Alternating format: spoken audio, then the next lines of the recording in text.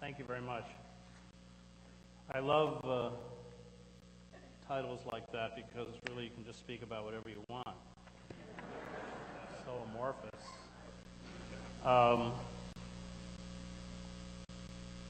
And I know Ronald Wright was here last year, right? Yeah. So you'll hear echoes of Wright tonight, who I admire very much, both as a wordsmith and a thinker. I think he's, along with John Rosenthal, a really major intellectual, and I lean on both Saul and Wright for much of my own analysis, and I'm a little frustrated that the chauvinism of my own country failed to appreciate the depth and breadth of their own wisdom. Perhaps the most prescient portrait of the American character, and perhaps the Canadian character, and our ultimate fate as a species is found in Herman Melville's Moby Dick. Melville, in his novel, makes our murderous obsessions, blinding hubris, violent impulses, moral cowardice, and lust for self-destruction visible in his chronicle of a doomed whaling voyage. He is our foremost oracle, what William Shakespeare was to Elizabethan England, or Fyodor Dostoevsky to Tsarist Russia. In Moby Dick, the country is given shape in the form of a ship, the Pequod, named after the Pequot Indian tribe, exterminated in 1638 by the Puritans and their Native American allies. The ship's 30-man crew, there were 30 states in the Union when Melville wrote his novel, is a mixture of races and creeds. The object of the hunt is a massive white whale, Moby Dick, which in a previous encounter maimed the ship's captain, Ahab, by dismembering one of his legs. The maniacal quest, much like that of a civilization dependent on fossil fuels and the profits of global speculators, assures the Pequod's destruction. And those on the ship, on some level, know they are doomed. Just as many of us know that our civilization and ecosystem cannot stand the continued assault by corporate capitalism. But when a man suspects any wrong, it sometimes happens that if he be already involved in the matter, he insensibly strives to cover up his suspicions even from himself, Ishmael says in Moby Dick. And much this way it was with me. I said nothing and tried to think nothing. How much longer within the United States can a financial system that depends on the Federal Reserve to purchase $85 billion in U.S. Treasury bonds, much of it worthless subprime mortgages, every month, survive? How much more money? We are now in the United States at $15 to $20 trillion. Can be looted from the U.S. Treasury by big banks and Wall Street before the financial system, both nationally and globally, implodes. How much longer can wages be driven down and suppressed while interest rates, which can soar to 30%, cripple us with debt peonage? The ecosystem is at the same time swiftly disintegrating. Scientists from the International Program on the State of the Oceans issued a new report that warned that the oceans are changing faster than anticipated and increasingly becoming inhospitable to life. The excess CO2 and heat from the atmosphere is rapidly warming and acidifying the seas. This is compounded, the report noted, by increased levels of deoxygenation from nutrient runoffs from farming and climate change. The scientists call these effects a deadly trio that, when combined, are creating changes in the seas that are unprecedented in the planet's history, and this is their language, not mine. The scientists wrote that each of the Earth's 5 known mass extinctions was preceded by at least one of these deadly trios: acidification, warming, and deoxygenation.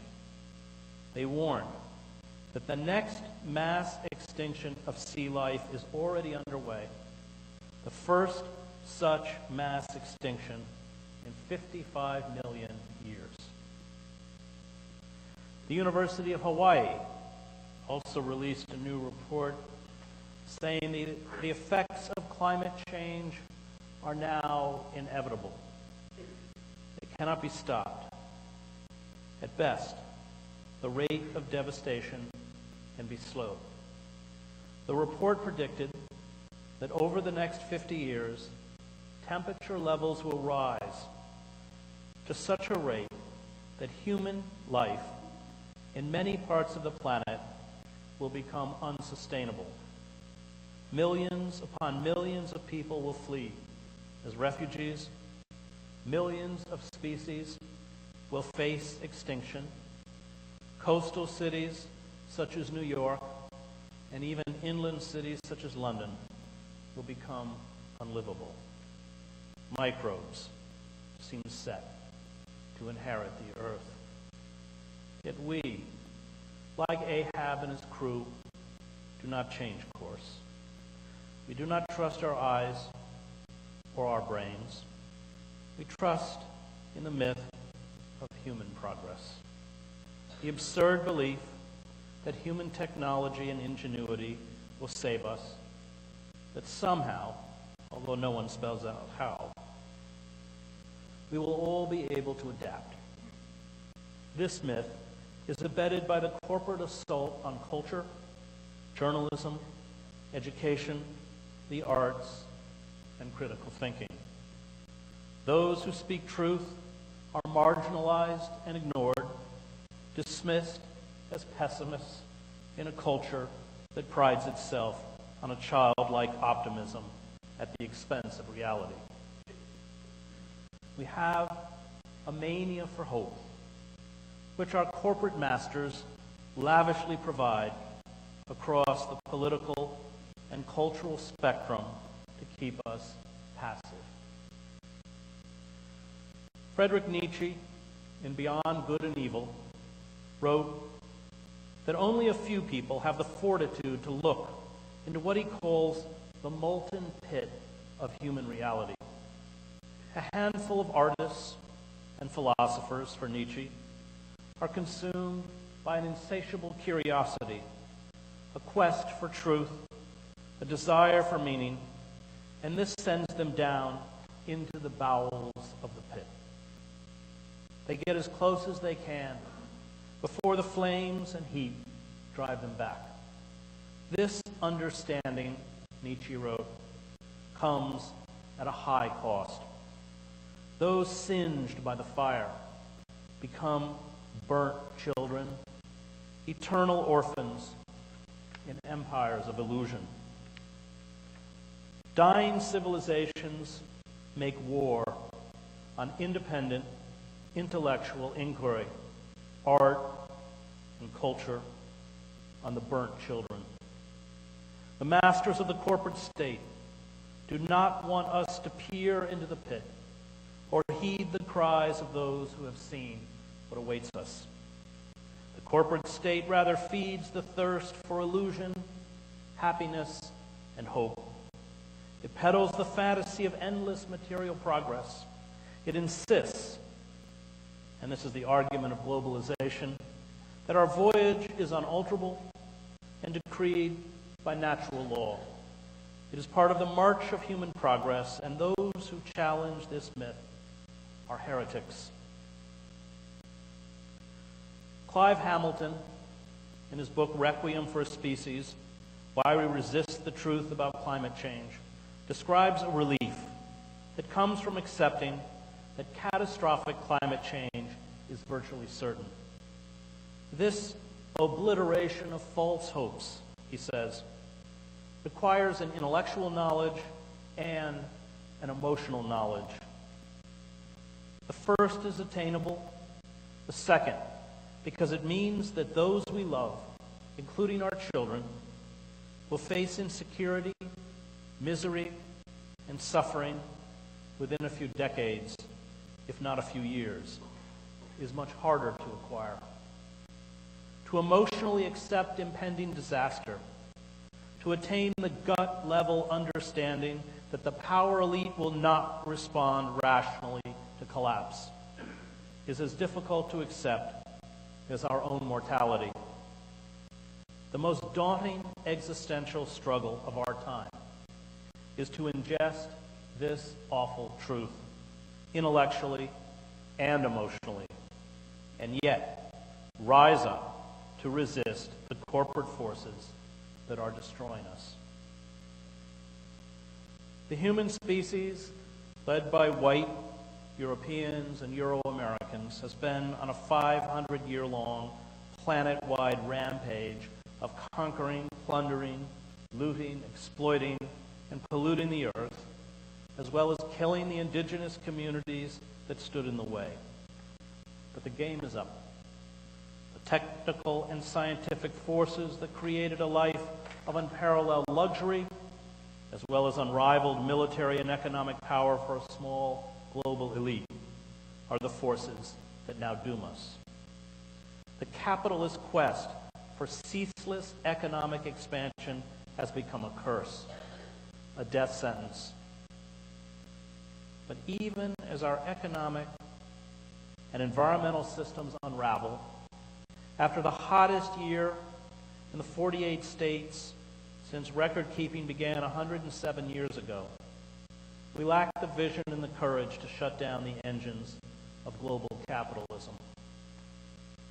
Complex civilizations, as many anthropologists have observed, have a habit of ultimately destroying themselves.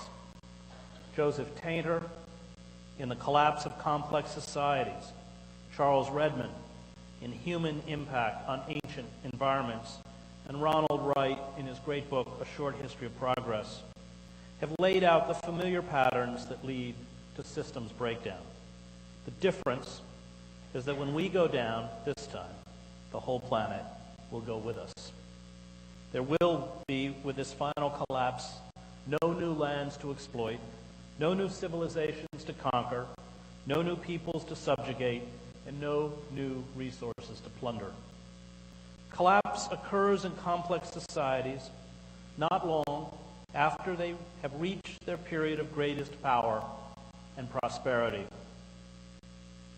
One of the most pathetic aspects of human history is that every civilization expresses itself most pretentiously, compounds its partial and universal values most convincingly, and claims immortality for its finite existence at the very moment when the decay which leads to death has already begun, Reinhold Niebuhr wrote. The ancient Maya, the Sumerians of what is now southern Iraq, ancient Egypt, Greece, and Rome, and even Easter Island were destroyed by the mechanisms that once made them prosper. The novel ways these civilizations found to exploit the environment, such as the invention of irrigation systems, eventually created disastrous, unforeseen complications. Ronald Wright calls this the progress trap. The Industrial Revolution created technological civilizations of such complexity and such dependence on ceaseless exploitation, Wright noted that we do not know how to make do with less or reduce our demands on nature. We know only how to service and maintain a system that is killing us. This is the evolutionary history of the human race.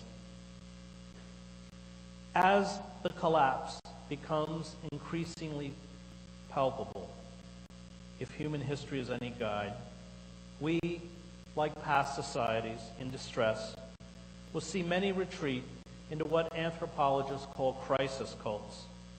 The powerlessness felt in the face of ecological and economic chaos will unleash further collective delusions. A belief, for example, that God or gods will come back to earth and save us. The Christian right embodies the classic escapism of crisis cults. These cults will perform absurd rituals, in our case probably Christian, to make it all go away. Believers will be entranced by magical thinking.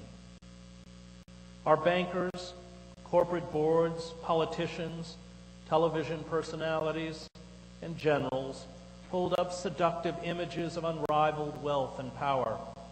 Like Ahab and his crew, these images spur us towards self-annihilation.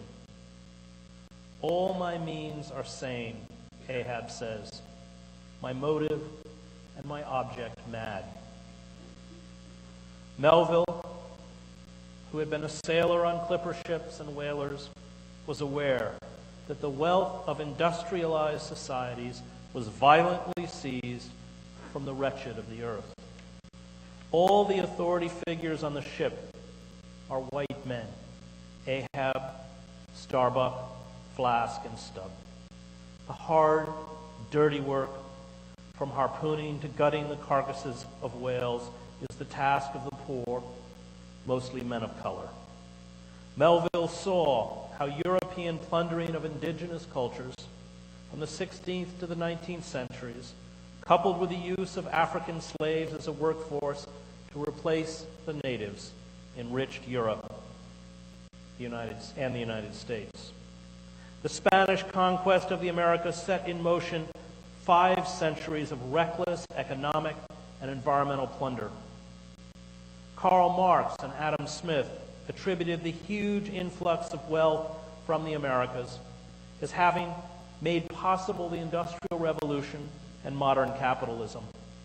The Industrial Revolution equipped technologically advanced states with refined weapon systems, turning us into the most efficient killers on the planet. Ahab, when he first appears on the quarterdeck after being in his cabin for the first few days of the voyage, holds up a doubloon, an extravagant gold coin, and promises it to the crew member who first spots the white whale. He knows that the permanent constitutional condition of the manufactured man is sordidness, and he plays to this sordidness. The whale becomes like everything in the capitalist world, a commodity, a source of personal profit. A murderous greed, one that Starbuck denounces as blasphemous, immediately grips the crew. Ahab's obsession infects the ship. Ahab conducts a dark mass, a Eucharist of violence and blood on the deck. He orders the crew to circle around him. He makes them drink from a flagon that is passed from man to man, filled with draughts, hot as Satan's hoof. Ahab tells the harpooners to cross their lances before him. The captain grasps the harpoons and anoints the ship's harpooners, Queequeg, Tashtego, and Dago, his 3 pagan kinsmen. He orders them to detach the iron sections of their harpoons and fills the sockets with the fiery waters from the pewter. Drink, ye harpooners, drink and swear, ye men that man the deathful whaleboat's bow. Death to Moby Dick. God hunt us all if we do not hunt Moby Dick to death. And with the crew bonded to him in his infernal quest, he knows that Starbuck is helpless amid the general hurricane. Starbuck now is mine, Ahab says, cannot oppose me now without rebellion. The honest eye of Starbuck, Melville writes, fell downward. The ship, described by Melville as a hearse, was painted black.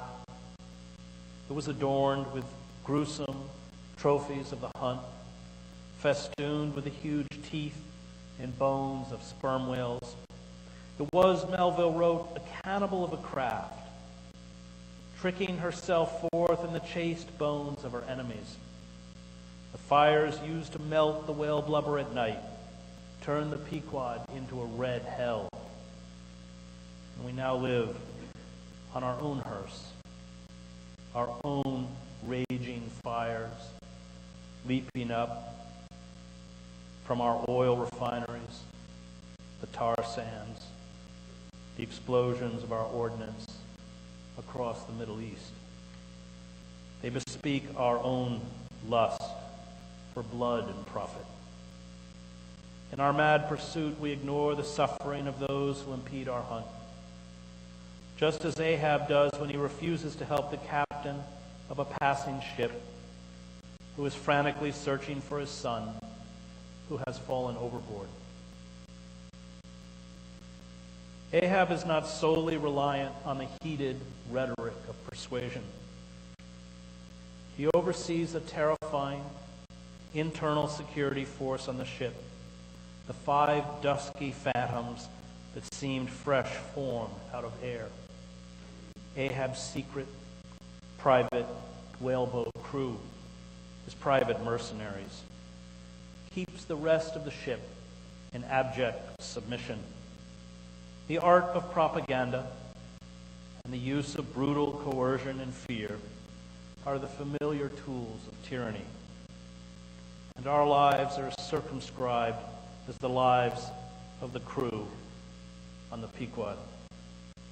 The novel, in essence, is the chronicle of the last days of a civilization. And yet, Ahab is no simple tyrant.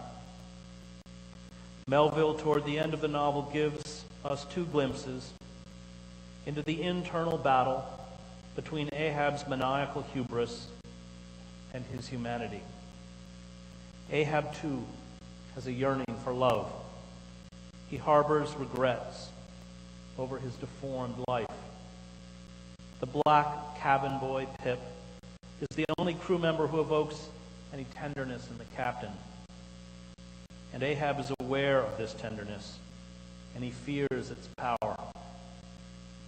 Pip functions as the fool did in Shakespeare's King Lear. Ahab warns Pip of Ahab. Lad, lad, says Ahab, I tell thee, thou must not follow Ahab now. The hour is coming when Ahab would not scare thee from him, yet would not have thee by him. A few pages later, untottering Ahab stood forth in the clearness of the morn, lifting his splintered helmet of a brow to the fair girl's forehead of heaven. From beneath his slouched hat, Ahab dropped a tear into the sea. Nor did all the Pacific contain such wealth as that one wee drop. Starbuck approaches him. Ahab, for the only time in the book, is vulnerable. He speaks to Starbuck of his 40 years on the pitiless sea, the desolation of solitude it has been. Why this strife of the chase? Why weary and palsy the arm at the oar and the iron and the lance? How the richer or better is Ahab now? He thinks of his young wife, I widowed that poor girl when I married her, Starbuck, and I was a little boy. About this time, yes, it is noon nap now, the boy vivaciously wakes, sits up in bed, and his mother tells him of me, of cannibal old me, how I am abroad upon the deep, but will come back to dance with him again. Ahab's thirst for dominance, vengeance, and destruction, however, overpowers these faint regrets of lost love and thwarted compassion. Hatred wins. What is it? Ahab finally asks. What nameless, inscrutable, unearthly thing is it? What cozening, hidden lord and master, and cruel, remorseless emperor commands me? That against all natural lovings and longings, I so keep pushing and crowding and jamming myself on all the time. Melville knew that physical courage and moral courage are distinct. One can be brave on a whaling ship or a battlefield, yet a coward before human evil. Starbuck elucidates this division. The first mate is tormented by his complicity in what he foresees as Ahab's impious end. Starbuck, while generally abiding firm in the conflict with seas or winds or whales, or any of the ordinary irrational horrors of the world, yet cannot withstand those more terrific, because spiritual terrors, which sometimes menace you from the concentrating brow of an enraged and mighty man. Mutiny was the only salvation for the Pequod's crew, and it is our only salvation. But moral cowardice turns us into hostages. I am reading and rereading the debates among some of the great radical thinkers of the 19th and 20th centuries about the mechanisms of social change. These debates were not academic. They were frantic searches for the triggers of revolt. Lenin placed his faith in a violent uprising, a professional, disciplined, revolutionary vanguard freed from moral constraints, and like Marx, in the inevitable emergence of the workers' state. Proudhon insisted that gradual change would be accomplished as enlightened workers took over production and educated and converted the rest of the proletariat. Bakunin predicted the catastrophic breakdown of the capitalist order, something we are likely to witness in our lifetimes, and new autonomous worker federations rising up out of the chaos. Kropotkin, like Proudhon, believed in an evolutionary process that would hammer out the new society. Emma Goldman, along with Kropotkin, came to be very wary of both the efficacy of violence and the revolutionary potential of the masses. The mass, Goldman wrote bitterly toward the end of her life, echoing Marx, clings to its masters, loves the whip, and is the first to cry, "Crucify." The revolutionists of history counted on a mobilized base of enlightened industrial workers. The building blocks of revolt, they believed, relied on the tool of the general strike, the ability of workers to cripple the mechanisms of production. Strikes could be sustained with the support of political parties, strike funds, and union halls.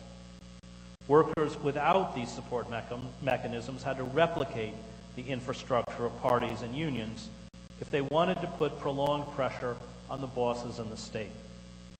But now, with the decimation of our manufacturing base, along with the dismantling of our unions and effective opposition parties, we will have to search for different instruments of rebellion.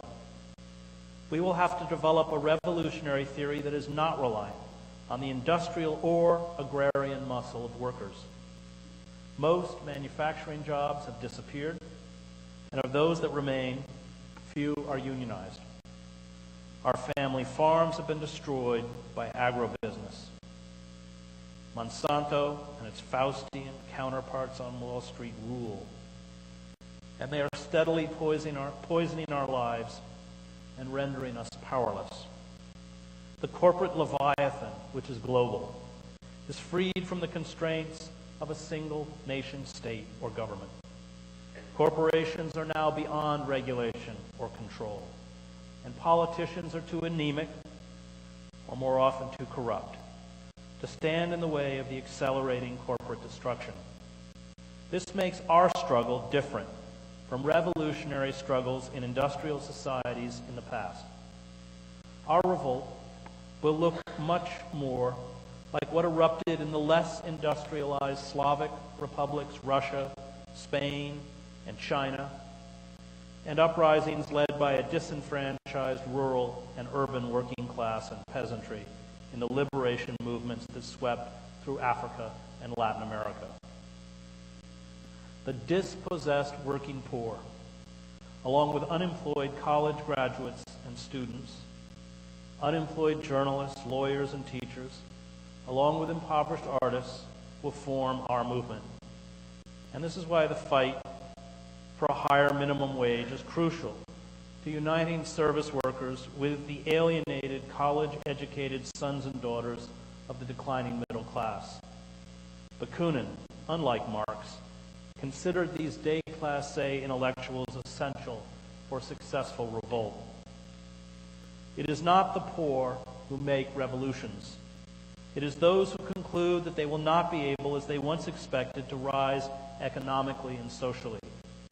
Service workers and fast food workers know they are trapped, as does the swelling population of college graduates caught in a vice of low-paying jobs and obscene amounts of debt. These two groups, once united, will be our primary engines of revolt. Much of the urban poor has been crippled and in many cases broken by a rewriting of laws, especially drug laws, that have permitted courts, probation officers, parole boards, and police to randomly seize poor people of color, especially African American men, without just cause and lock them in cages for years. In many of our most impoverished urban centers, our internal colonies, as Malcolm X called them, mobilization will be difficult. The urban poor are largely in chains, and these chains are being readied for the rest of us. Erica Chenoweth and Maria Stephan examined 100 years of violent and nonviolent resistance movements in their book, Why Civil Resistance Works. They concluded that nonviolent movements succeed twice as often as violent uprisings. Violent movements work primarily in civil wars or in ending foreign occupations, they found. Nonviolent movements appeal to those within the power structure, especially the police and civil servants, who are cognizant of the corruption and decadence of the power elite and are willing, in the end, to abandon them. And we only need 1 to 5% of the population actively working for the overthrow of a system, history has shown, to bring down even the most ruthless totalitarian structures. On which Jesus was crucified was a paradoxical religious symbol because it inverts the world's value system with the news that hope comes by way of defeat, that suffering and death do not have the last word, that the last shall be first and the first last. Cohn continues, that God could make a way out of no way in Jesus'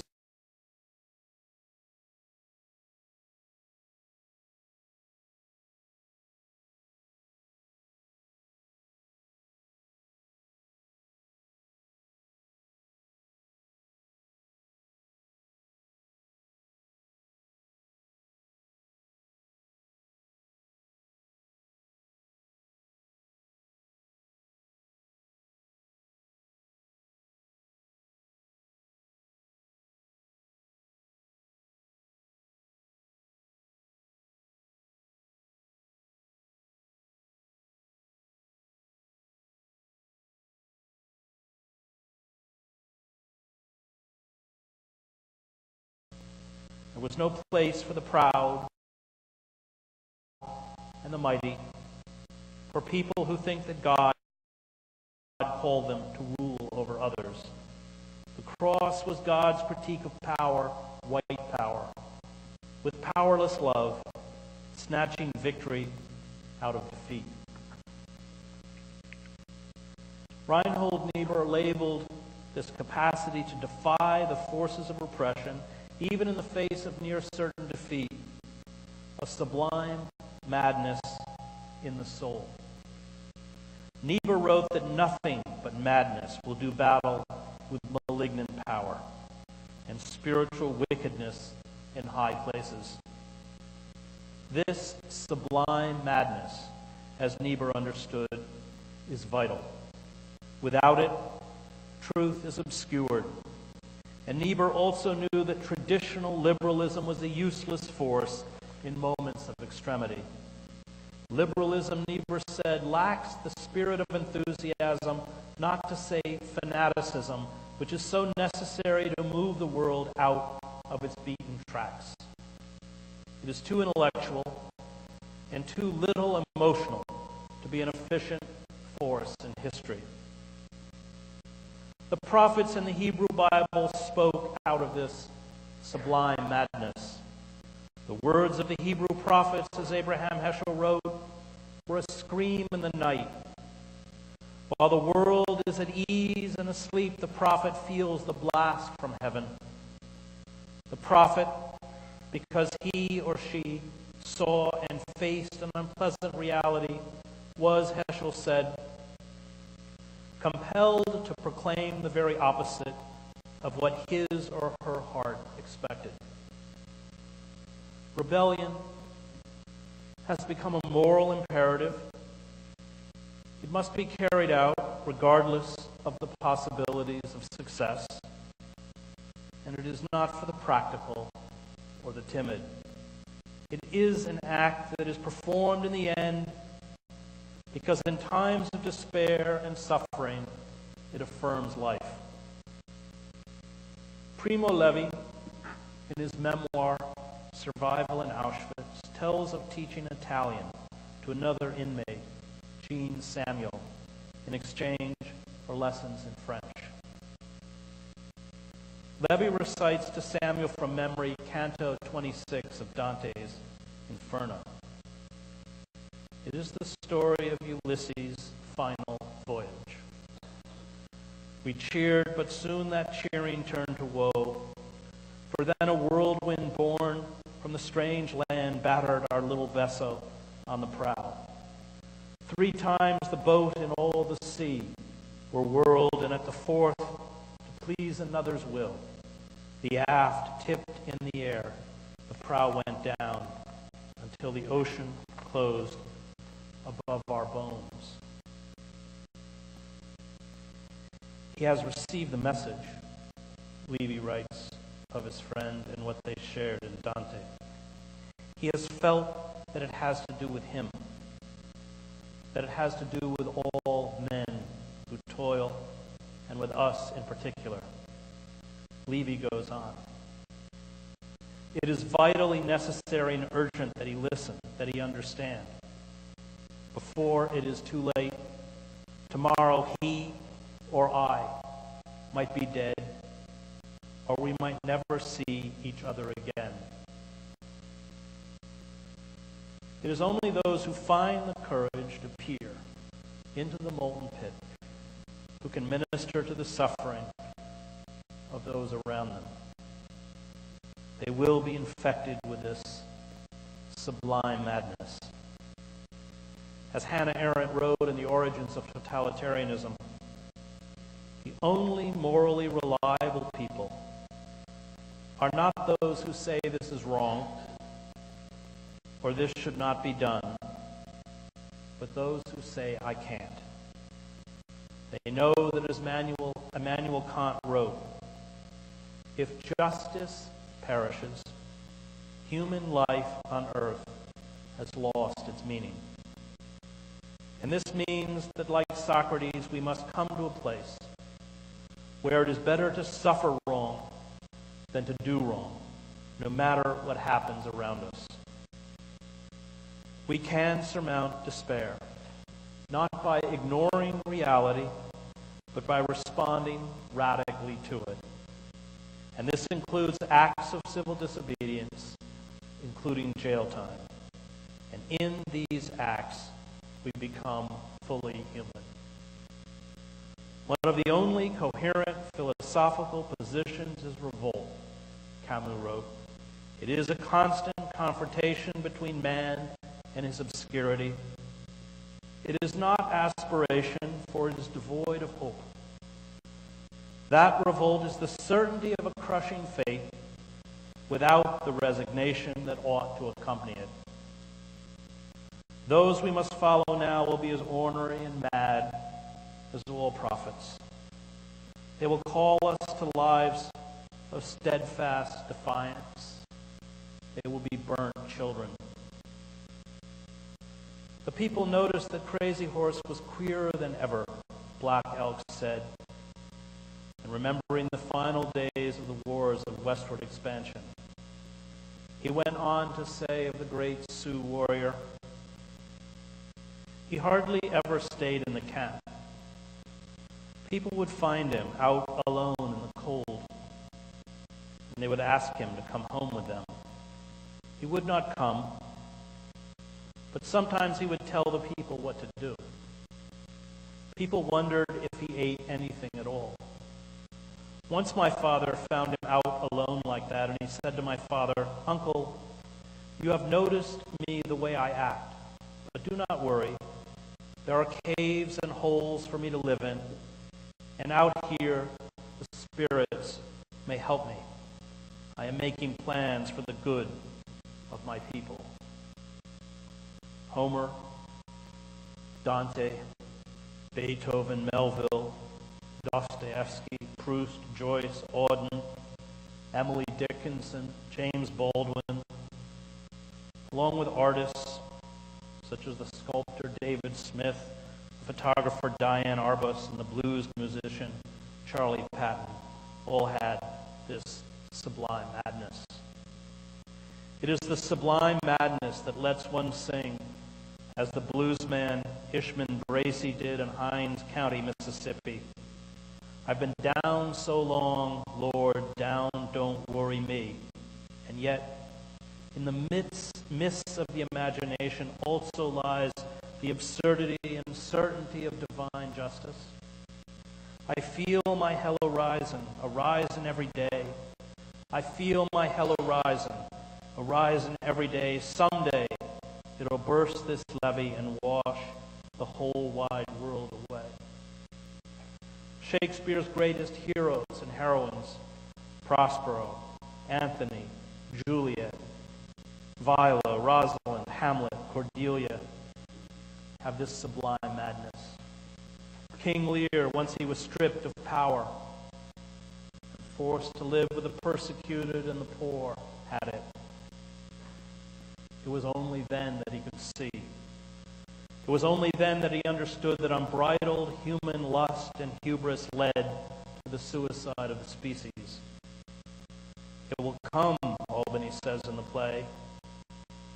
Humanity must perforce prey on itself like monsters of the deep. The poems of Federico Garcia Lorca sustained the Republicans fighting the fascists in Spain. Music, dance, drama, art, song, painting were the fire and drive of all resistance movements. The rebel units in El Salvador, when I covered the war there, always traveled with musicians and theater troupes. Art, as Emma Goldman pointed out, has the power to make ideas felt.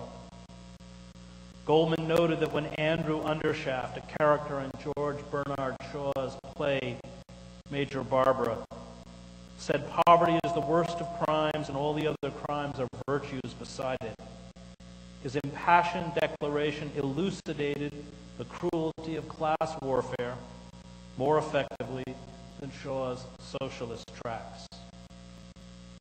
The degradation of education into vocational training for the corporate state, the destruction of the arts and the humanities and journalism, the hijacking of these disciplines by corporate sponsors, severs the population from understanding, self-actualization, and finally transcendence. In aesthetic terms, the corporate state seeks to crush beauty, truth, and imagination. And this is the war waged by all totalitarian systems. The role of the artist, then, precisely, is to illuminate that darkness, blaze roads through the vast forest, James Baldwin wrote, so that we will not, in all our doing, lose sight of its purpose, which is, after all, to make the world a more humane dwelling place. Ultimately, the artist and the revolutionary function as they function, and pay whatever dues they must pay behind it, because they are both possessed by a vision. And they do not so much follow this vision as find themselves driven by it, wrote Baldwin. Otherwise, they could never endure, much less embrace the lives they are compelled to lead. I do not know if we can build a better society. I do not even know if we will survive as a species. But I know these corporate forces have us by the throat, and they have my children by the throat. I do not fight fascists because I will win. I fight fascists because they are fascists. And this is a fight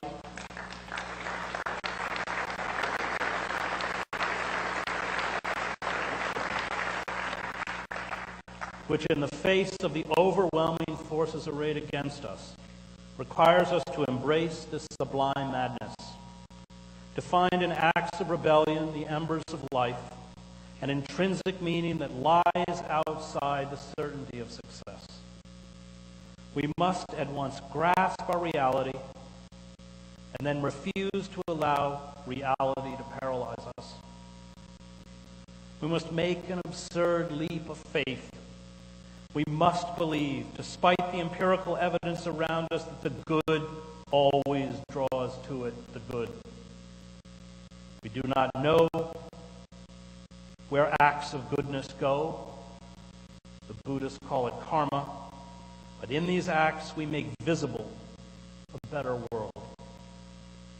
It is time for our own mutiny, for the overthrow of our own Ahabs, for the redirecting of our ship away from certain death back towards life. No matter how bleak things get, we always have a choice in life. We can choose to be rebels or slaves. And that choice is one the corporate state is powerless to take from us. And to rebel, even if we fail, is to succeed.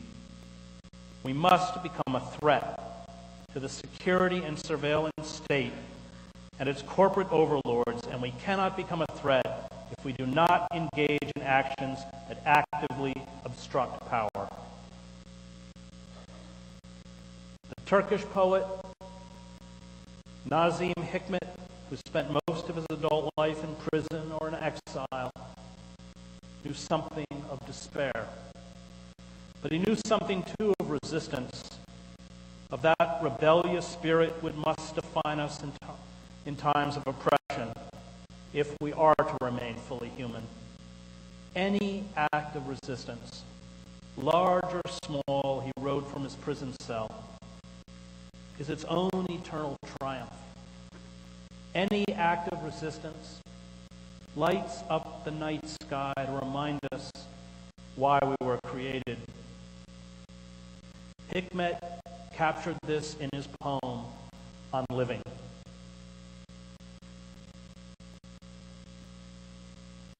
Living is no laughing matter. You must live with great seriousness. Like a squirrel, for example, I mean without looking for something beyond and above living. I mean living must be your whole occupation. Living is no laughing matter. You must take it seriously, so much so, and to such a degree that, for example, your hands tied behind your back to the wall, or else in a laboratory in your white coat and safety glasses, you can die for people, even for people whose faces you've never seen, even though you know living is the most real, the most beautiful thing. I mean, you must take living so seriously that even at 70, for example, you'll plant olive trees, and not for your children either, but because although you fear death, you don't believe it, because living, I mean, weighs heavier. Let's say we're seriously ill, need surgery, which is to say we might not get up from the white table. Even though it's impossible not to feel sad about going a little too soon, we'll still laugh at the jokes being told. We'll look out the window to see if it's raining, or still wait anxiously for the latest newscast. Let's say we're at the front for something worth fighting for, say. There in the first offensive, on that very day, we might fall on our face dead. We'll know this with a curious anger, but we'll still worry ourselves to death about the outcome of the war, which could last years. Let's say we're in prison, and close to 50, and we have 18 more years, say, before the iron doors will open. We'll still live with the outside, with its people and animals, struggle and wind. I mean with the outside beyond the walls. I mean, however and wherever we are, we must live as if we will never die. This earth will grow cold, a star among stars, and one of the smallest, a gilded mote on blue velvet. I mean this, our great earth. This earth will grow cold one day, not like a block of ice or a dead cloud even, but like an empty walnut. It will roll along in pitch black space. You must grieve for this right now.